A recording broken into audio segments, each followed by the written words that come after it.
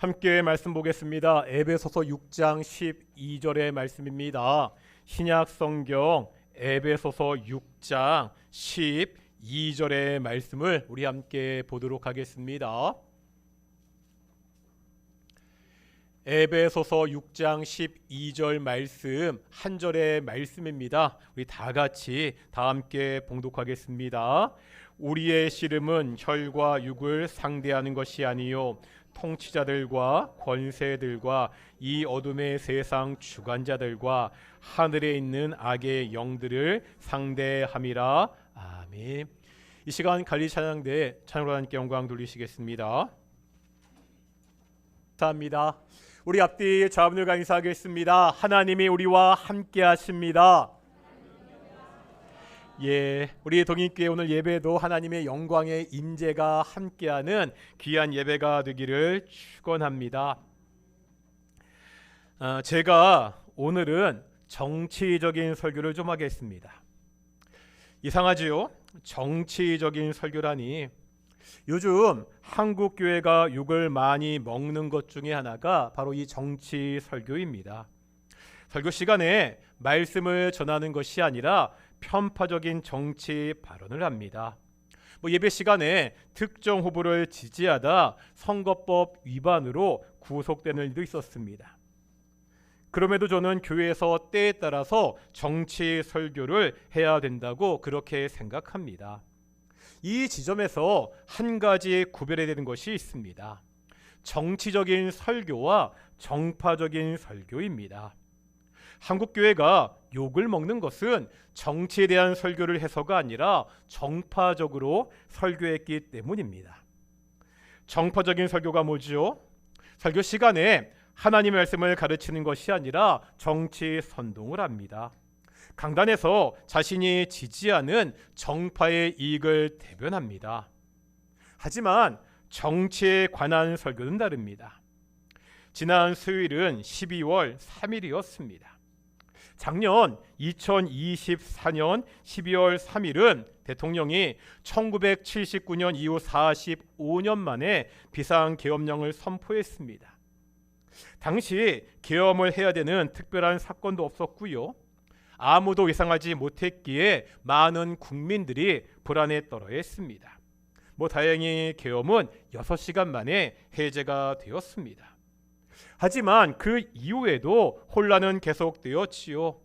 국회에서는 대통령 탄핵 소추가 있었습니다. 그 뒤에 대통령은 체포가 되었고 헌법재판소에서 탄핵이 인용이 되어서 파면을 당하고 말았습니다. 그 뒤에 새 대통령 선거까지 정말 우리나라는 다사다난한 혼란의 시간을 보내야 됐습니다. 이러한 일련의 과정을 통해 많은 국민들이 이 정치라는 게 우리의 삶과 아주 밀접하다는 것을 깨달았습니다. 정치는요, 우리와 동떨어진 정치가들의 노름이 아닙니다.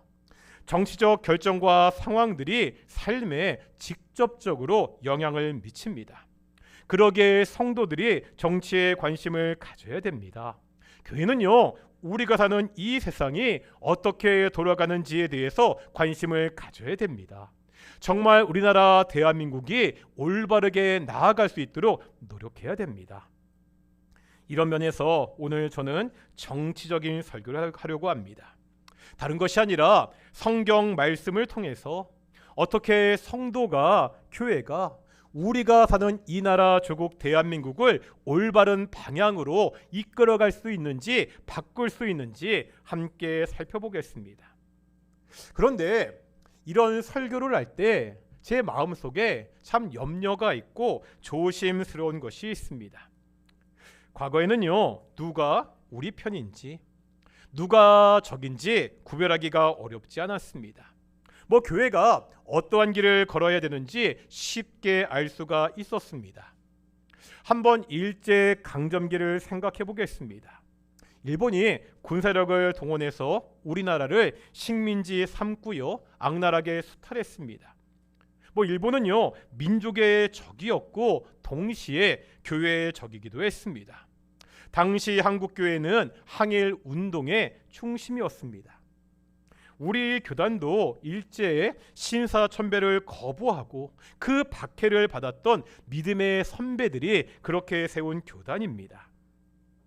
80년대와 90년대에도 전선이 분명했습니다. 독재냐 반독재냐, 민주냐 반민주냐, 이 둘 중에서 자신의 자리를 정하면 됐습니다. 누가 내 편인지가 분명했습니다. 그런데 오늘날은 양상이 좀 다릅니다. 사회가 너무나 복잡해졌습니다. 물론 진보와 보수라는 큰 틀이 있기는 합니다. 하지만 이 틀 안에 젠더 문제, 세대 문제, 환경 문제, 성소수자 문제, 난민 문제, 복지 문제 등 다양한 이슈들이 섞여 있습니다. 정치적인 입장이 같더라도 이 이슈마다 의견이 많이 갈라집니다. 예전처럼요, 분명하게 내 편인지 네 편인지 가르기가 힘든 그러한 세상이 되고 말았습니다. 성도 개인이요, 이 나라의 민주 시민으로 각자의 정치적인 입장을 내고 행동하는 것은 개인의 판단입니다.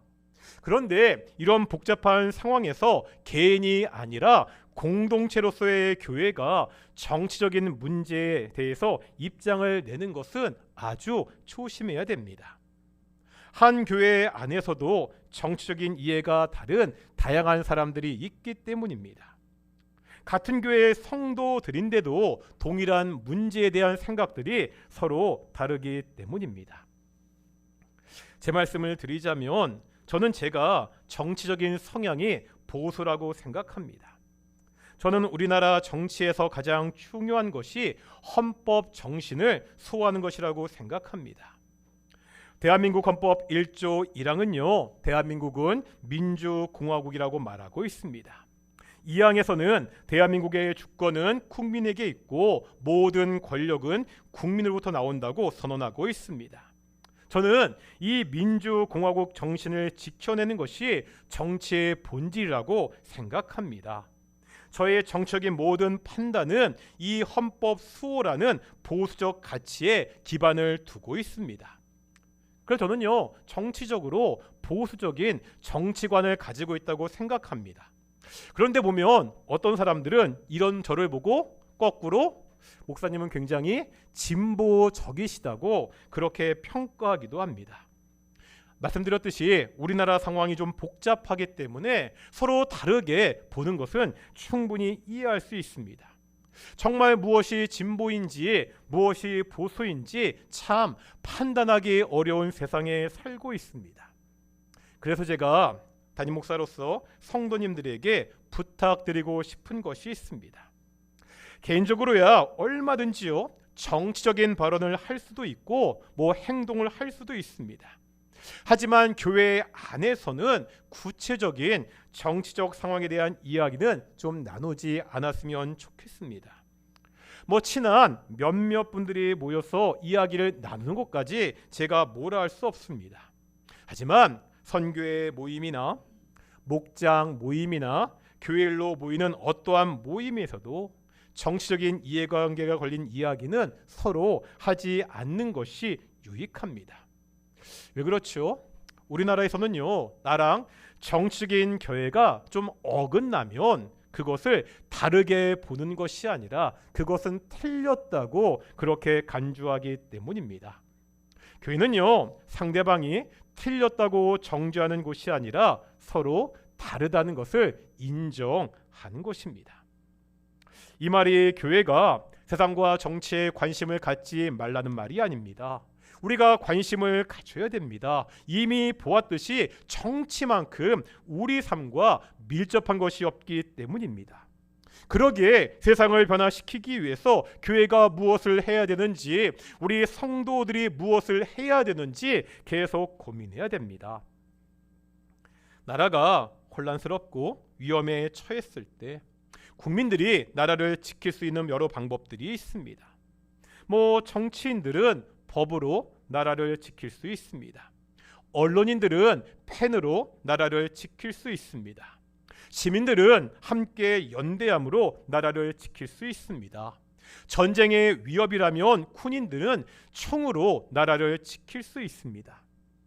우리 성도들도요, 이 나라의 민주 시민으로 각자의 자리에서 신앙의 양심에 따라 행동하면서 이 나라를 지킬 수가 있습니다.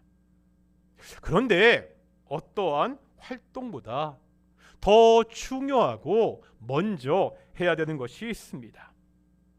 저는 오늘 이 나라를 바꾸고 세상을 변화시키기 위해서 성도가, 교회가 먼저 무엇을 해야 되는지 두 가지를 말씀드리려고 합니다.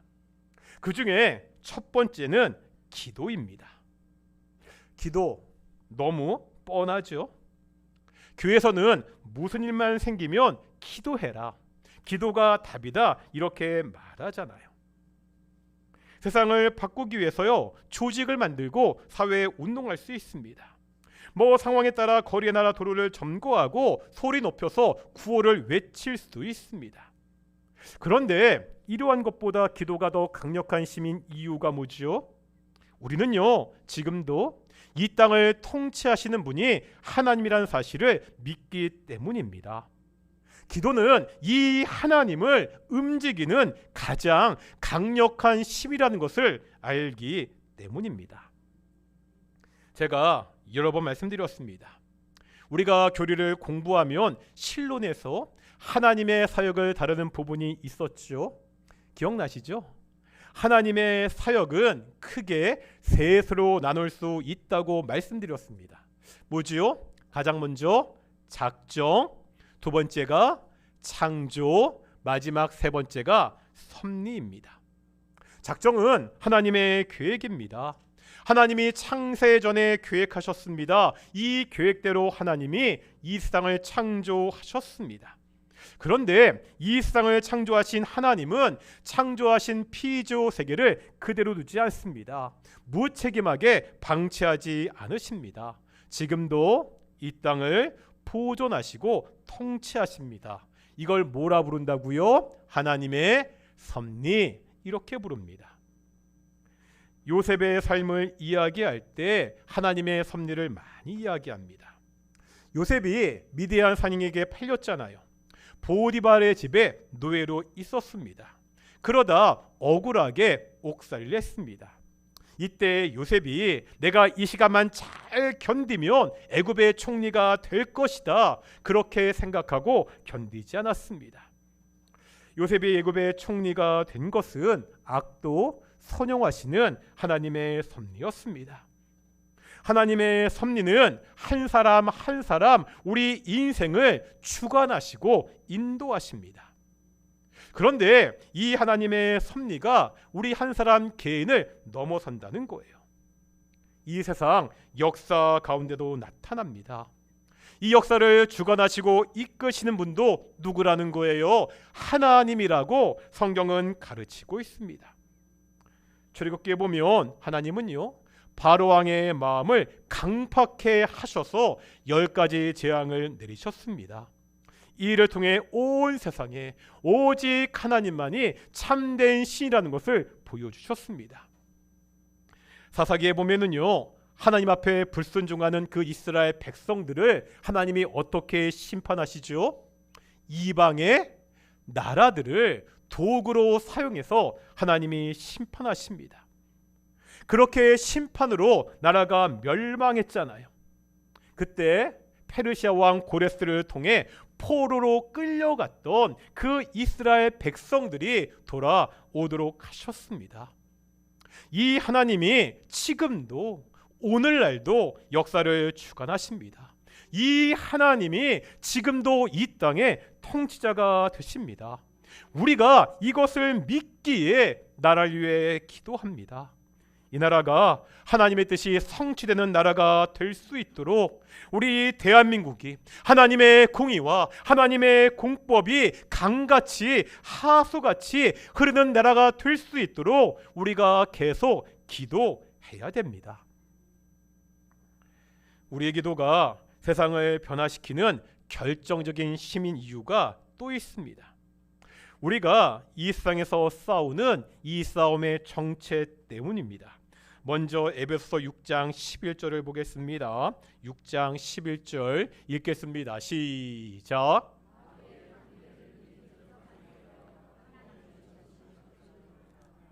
아멘. 여기 보니까 마귀의 관계를 대적하기 위해서 하나님의 전신갑주를 입으라고 말씀하고 있죠.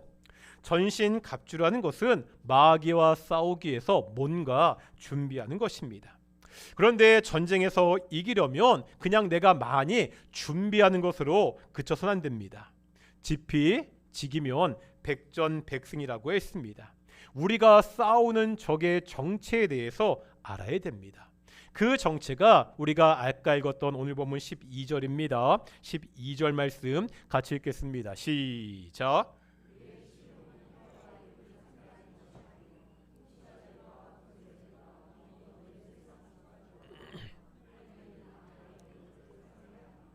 여기 보니까 우리가 싸워야 되는데 그 적의 정체를 보여주고 있죠.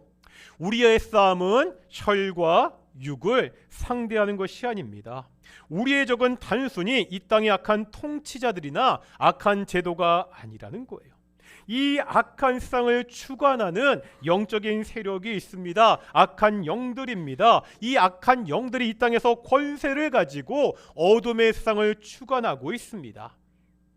이 땅에서 단순히 악한 통치자를 몰아내고 제도를 바꾸는 것에는 한계가 있습니다. 이 악한 세상을 뒤에서 조종하는 악한 영들이 있기 때문입니다. 우리의 싸움은요, 근본적으로 영적인 전투입니다. 이 세상에서 권세를 잡고 세상을 악하게 주관하는 그 악한 영들과의 전쟁이라는 거예요. 이 영적인 전투는요, 우리의 힘으로 도저히 이길 수가 없습니다. 이 악한 세력은 권세를 가지고 있을 뿐만 아니라 관계를 가지고 있다고 말씀하고 있습니다. 다시 말하면 엄청난 힘이 있는데 우리를 속이는 그 능력도 탁월합니다. 그러기에 바울은 에베소 교인들을 향해서 하나님의 전신 갑주를 입으라고 권면하고 있습니다. 내 힘으로 싸우는 것이 아니라는 거예요. 전신 갑주는 하나님을 의지하고 하나님의 힘으로 싸운다는 것을 의미합니다. 이때요, 하나님을 믿고 하나님을 의지하는 것을 보여줄 수 있는 가장 중요하고 좋은 행동이 뭐죠? 그것이 바로 기도라는 거예요. 그래서 바울은 에베소서 6장 11절부터 17절까지 전신 갑주가 무엇인지 자세하게 설명하고 이제 18절에 보면 한 가지를 덧붙이고 있습니다. 이제 6장 18절 보겠습니다. 읽겠습니다. 시작.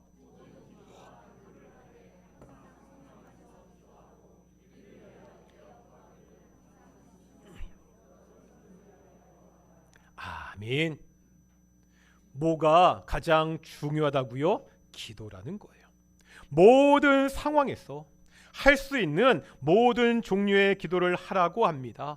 항상 깨어서 모든 성도를 위해서 기도하라고 합니다. 이 기도를 통해 우리가 하나님을 온전히 의지할 수 있고 우리가 하나님을 온전히 의지할 때 영적인 전투에서 승리할 수 있습니다. 기도가 먼저입니다. 기도 없이 그냥 열심히 하는 것보다 기도를 하는 것이 더 효과적입니다. 기도를 통해서 하나님을 의지하고 싸울 수 있습니다. 이 기도를 통해서 어떤 것이 옳은지에 대한 지혜를 하나님께 받을 수 있습니다. 살아가는 우리 동인교회 성도들이 먼저 기도해야 됩니다. 우리가 살고 있는 이 대한민국을 위해 기도해야 됩니다. 나라를 위해 기도할 책임이 우리 성도들에게, 우리 동인 교회에게 있습니다. 두 번째로 교회가 세상을 변화시킬 수 있는 방법은요, 성도의 삶입니다. 제가 방금 기도를 통해서 세상을 바꿔야 된다고 말씀드렸습니다. 그런데요, 이 기도의 능력이 나타나기 위해서는 거기에 합당한 삶이 전제되어야 됩니다. 김세훈 교수님이 쓰신 주기도문 강해라는 책이 있습니다. 이런 책이든요, 두껍지 않고 성도들도 읽을 만한 책인데요. 주기도문은요, 하나님이 우리에게 가르쳐 주신 대표적인 기도잖아요. 김세훈 교수님은 주기도문을 강해하면서 주기도문의 기도는 단순한 요청이 아니라 삶의 결단이라고 그렇게 이야기합니다. 우리가 하나님의 나라가 오게 해달라고 기도하잖아요. 하나님의 나라는 어떤 나라죠? 하나님이 통치하시는 나라입니다. 그렇다면 하나님의 나라가 확장된다는 것은 공간적으로 확장되는 것이 아닙니다. 하나님의 통치에 순종하는 사람들이 늘어간다는 것입니다. 그렇다면 하나님의 나라를 위해서 기도한다는 것은 어떠한 의미가 있죠? 내가 먼저 하나님을 왕으로 모시고 예수님을 주님으로 모시며 그렇게 순종하며 살겠다는 삶의 결단입니다. 다른 사람들이 하나님의 통치를 받아들이도록 복음을 증거하는 삶을 살겠다는 삶의 결단으로 이어져야 됩니다. 우리가 우리에게 잘못한 사람을 용서해 준 것 같이 우리 죄를 용서해 달라는 기도도 마찬가지입니다. 이 기도에는 뭐가 전제되어 있습니까? 이제 내가 먼저 다른 사람을 용서하겠다는 삶의 결단이 전제되어 있습니다. 기도는요, 삶의 결단을 요구합니다. 기도는 순종을 전제로 합니다. 삶의 결단과 순종이 없는 기도는 허공을 치는 메아리가 되기 쉽습니다. 이런 말씀 드린 적이 있습니다. 어떤 사람이요, 건강을 달라고 열심히 기도합니다. 기도는 그렇게 하면서 운동도 안 하고요, 과식하고요, 몸에 안 좋은 달고 짠 음식만 좋아합니다. 찔린 분들 계시죠? 그러면 그 건강이 좋아질 리가 없습니다. 어떠한 가정이 우리 가정이 정말 화목했으면 좋겠습니다. 그렇게 간절히 기도합니다. 그런데 집에 가서 하는 행동을 보면 기도와는 전혀 다릅니다. 참지 못하고 쉽게 아내와 자녀들에게 화를 냅니다. 아내가 아무리 힘들게 집안일을 해도 거들떠보지 않고 TV만 보고 있습니다. 이런 가정이 화목할 수 없습니다. 건강을 위해 기도한다면 어떻게 살아야 되죠? 건강한 삶을 살도록 노력해야 됩니다. 먹는 것도 조절하고 운동도 열심히 해야 됩니다. 가정의 화목을 위해 기도한다면 내가 화목한 가정을 만들기 위해서 노력해야 되죠. 좀 화나는 일이 있어도 참아야 됩니다. 집안일도 함께 해야 됩니다. 이 나라가 죄가 만연한 세상이 아니라 거룩한 나라가 되기를 기도합니다. 이렇게 기도하면 내가 먼저 거룩한 삶을 살도록 노력해야 됩니다. 이 대한민국이 정의로운 나라가 되기를 위해 기도합니다.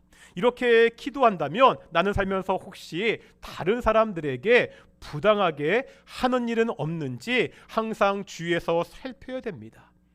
이 나라가 정직한 나라가 되길 위해 기도합니다. 이렇게 기도한다면 다른 사람들에게 거짓말을 하거나 속이는 일이 없도록 노력해야 됩니다.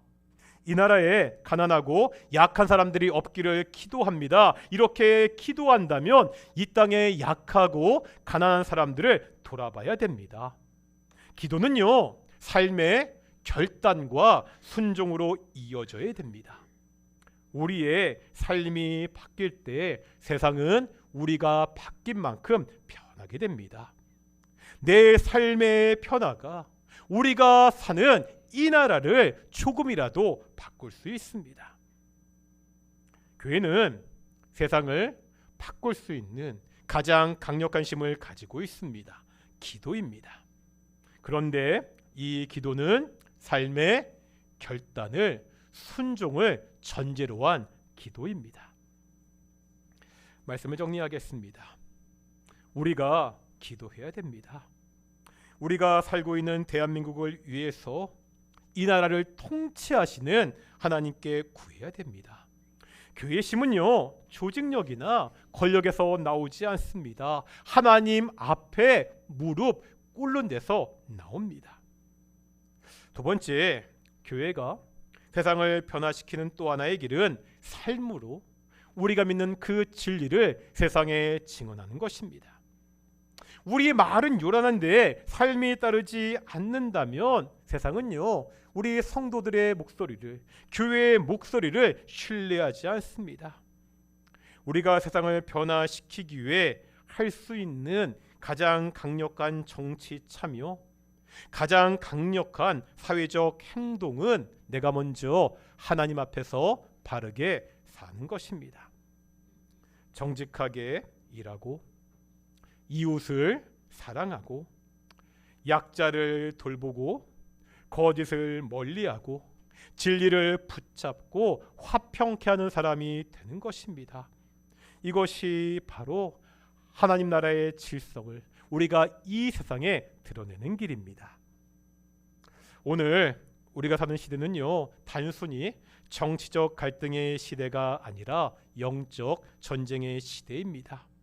그러기에 우리가 더 깊이 기도해야 되고 더욱더 진실하게 살아야 됩니다.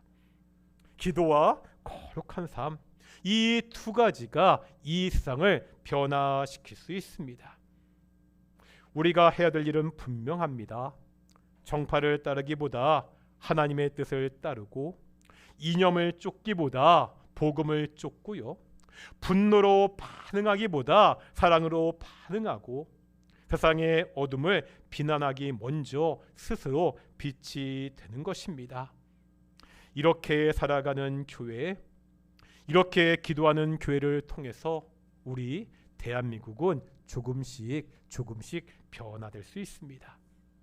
사랑하는 우리 동인교회가 바로 이러한 교회가 될 수 있도록, 이러한 성도들이 될 수 있도록 하나님의 이름으로 축원합니다.